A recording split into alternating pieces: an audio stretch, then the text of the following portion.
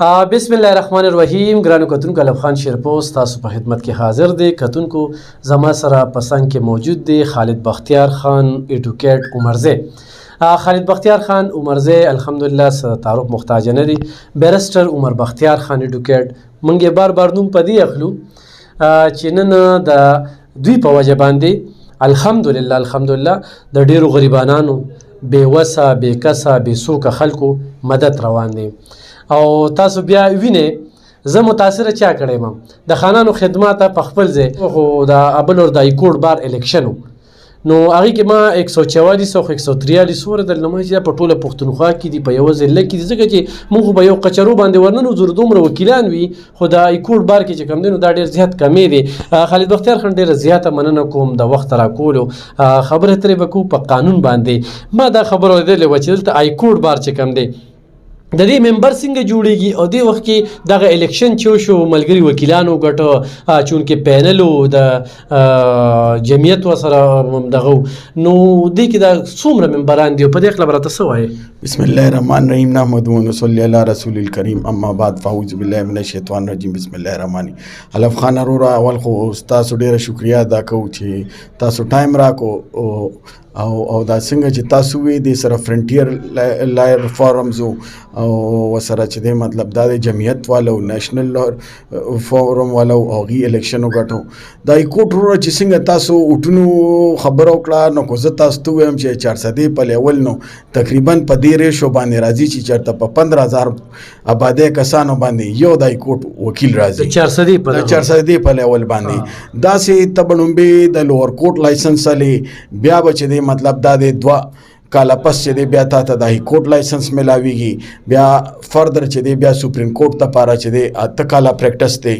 نو هغه لاس پوړای دا دې سره لا څنګه چې تاسو وی نو موږ تعلیم ډیر زیات کم دی په 400 دا کو بلکې تاسو د سوري جنو قتل چیرې مردانو مسره دی کوواټو مسره دی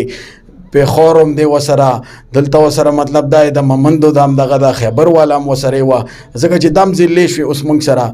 نو زمون کو ډاکټر هم دی نو هغه په دې حال دی چې په 15000 باندې 400 کې یو MBBS ډاکټر دلته ستا موجود اویلیبل دی لکه 15000 کسانو لا یو داسې انجینیر هم یو خو ګوره ستا دغه والی خو ست چې 20 والا انجینیر دی هغه هم داسې په 18-20000 باندې دی نو ایجوکیشن خو زمون ډیر زیات کمې دی لکه موږ بس خدای دې عفو کړي چې سب وایو ځکه چې 400 کې اوسه پرې میډیکل کالج نشته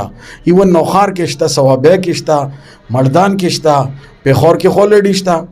داسې بیا د لا کالج څنګه تاسو وي لا کالج 400 کې نشته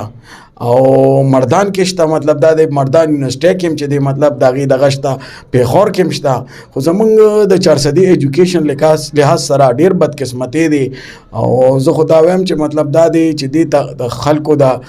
اختیارمندو خلکو پام شي چې مطلب دا دلته لا کالج شو لا میډیکل کالج شو چې دا عوام وته مطالبه راتلونکي مطلب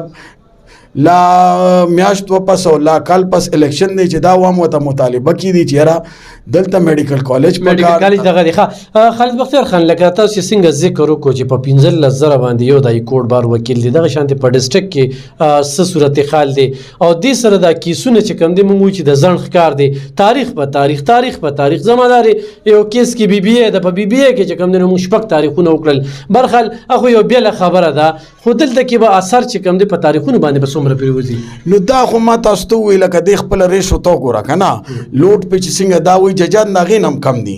لوټ په کافی زیات دي څنګه چې دا تاسو وی کنه چې د وکیلانو دا حل نو ججانو ګوره چا بسومره کمی لکه دا موږ نه مطلب دا د شفقت در دی کې لا بیل دی دا غیزان لا بار دی تنګي بار ځان لا دی دا غي دغه دی نور دا تاسو وی نو لوټ خو په ججانو باندې زیات دی کمې دی هم د وکیلانو دغه دی دا تاسو وی دا پروسس سیستم دی سیستم د پاره دی د پاره ماډرن کوټ هم جوړ کړو چې یاره دا پزر تزر وشي خو هغه سیستم داسې دی چې یاره هغه کې دغه راځي پروسیکیوشن او دغه مسلې راځي پکې دغه کیږي نو 144 وکیلان دی هایکورټ دا 174 دی 143 دی 143 دا په ټول صوبه کې دي. نه دا ستا 400 دغه دی انرول چې کوم دی د هایکورټ دغه دی.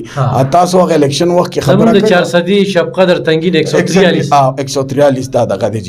دا سي د پیښور بیل د پیښور بیل دی، مطلب دا ځان مردان بیل دی، د ثوابه بیل دی، لکه نوخار بیل دی. بالکل دا زمونږ تصحیح وشولا چون کې مونږ غلط فهمي کې مونږ ویره 143 چې کوم دی نو دا د پښتونخوا کې یا هایکورټ بار سره خو دا صرف زمونږ ضلع کې خو بیا